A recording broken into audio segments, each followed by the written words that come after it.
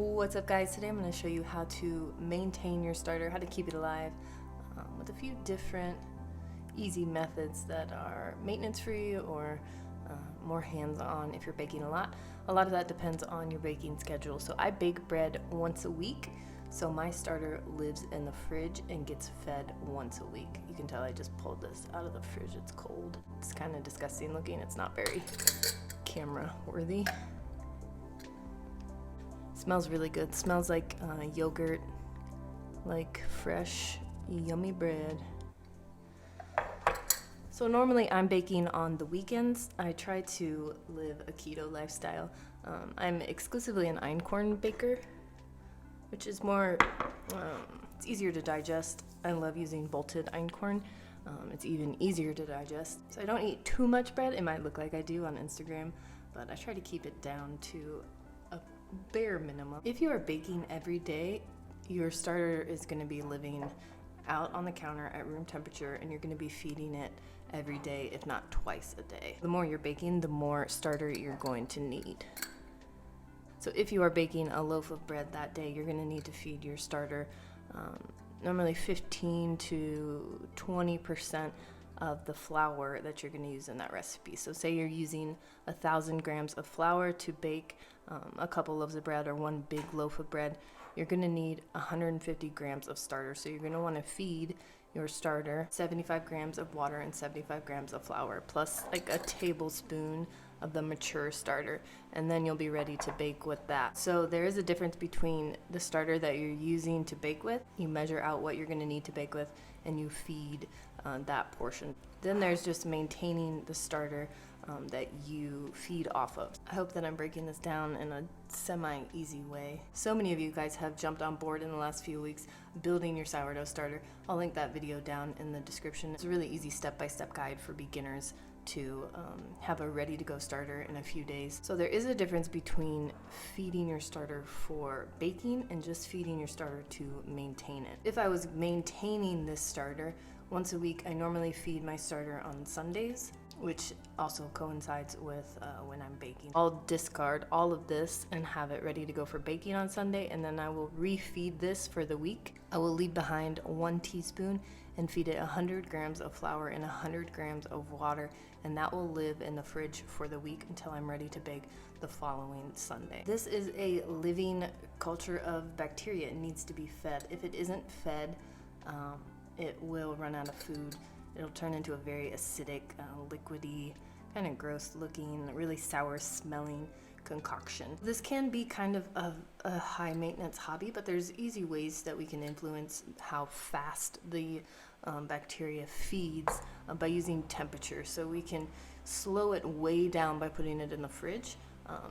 Like I said, if it's out at room temperature, it's going to need to be fed every day. If it's in the fridge, it can go a week in between feedings, and you can even freeze it, which I highly recommend. Once you get your starter established, you put some aside and just pop it in the freezer. That way if something happens, for instance, this has fallen out of the fridge once before and shattered everywhere, and I did lose my starter, but I just popped one of these guys out of the freezer and I fed it, and I was back in action within a few hours. And it's fun to share with friends and family if they're ever interested in it, or they come over and see you baking or see it on the counter. You can just hand some to them really quick. Another reason you might want to look at putting your starter in the fridge is just the sheer amount of flour it takes to maintain this thing.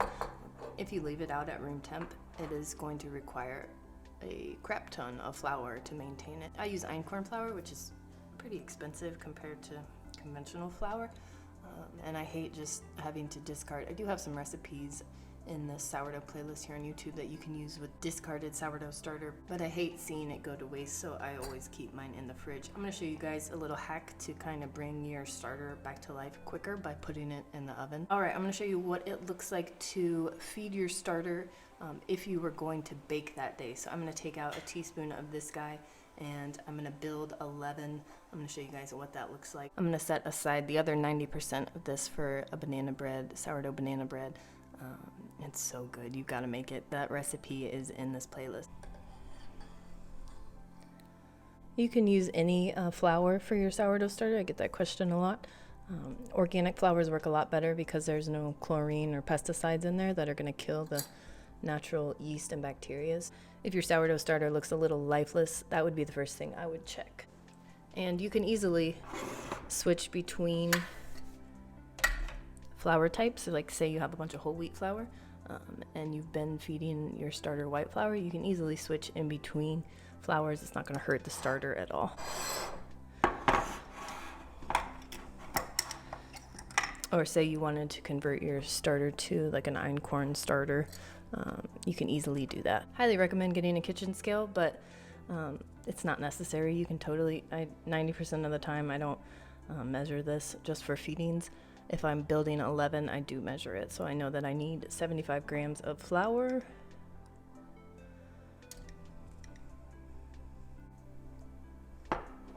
And equal parts of water.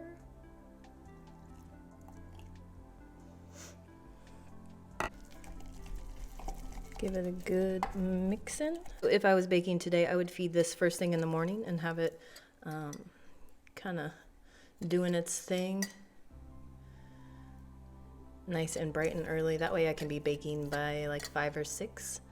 Again, there is a great like basic loaf of bread recipe in the playlist here. I would build my leaven around 7 or 8 and it would be ready to go around 11 to noon, and then I would mix my dough together and it would bulk proof for about 4 hours, and then I would shape it and it would be ready to go after about another hour of proofing, and then be ready to bake around dinner. I like to use a dry erase marker to mark where the starter initially is. It's just nice to see when the starter has doubled in size. I like to turn the oven on to 100 degrees for a minute, get it nice and warm in there, and then I shut the oven off and I just set this in there.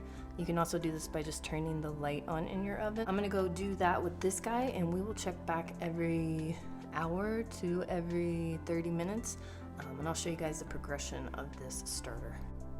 So you can see the temperature right now, just here in the kitchen, is like 70, around there, and we're going to heat it up to like a nice like 78, 80 degrees, and that's going to affect the build of this leaven by like hours. So it's been on for about a minute here. I'm just going to cancel that. Got the thermometer in there so I can just kind of keep track of what's going on. We'll check back in here in like an hour.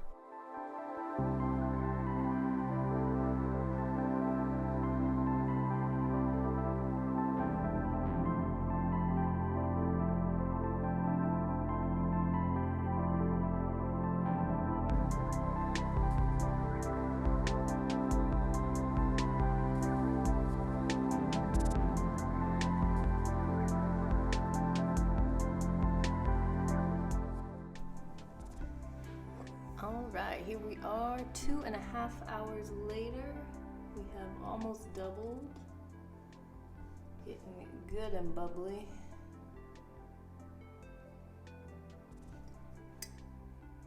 If I was getting ready to bake, this would be the time that I would use my leaven. This is also the time that you would want to feed your starter again. So it's almost used up all the food here.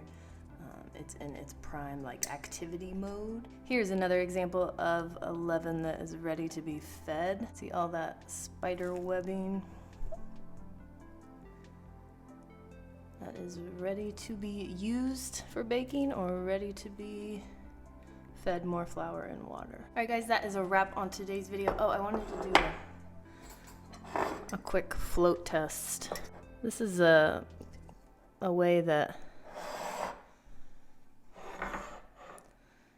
bakers kind of use to see if their leaven is aerated and ready to use, if it floats. So if your starter is new-ish, it's thinking as I was doing it, you can drop it in some water, and if it floats, it's ready to use. Let's try some of this guy. Oh, see, that one didn't float. I feel like all the sourdough videos I watch, the float test like never works on camera. Nope. But you get the idea. You just want to see if there's enough air in there, and if it doubles in size is a good indicator that it's ready to use. Alright guys, that's a wrap on today's video. I hope this was helpful. If you are looking for more sourdough inspiration, definitely check out the sourdough playlist I have here on YouTube. You can also follow me on Instagram. I take way too many bread photos. I will see you guys on the next video. Thanks for watching.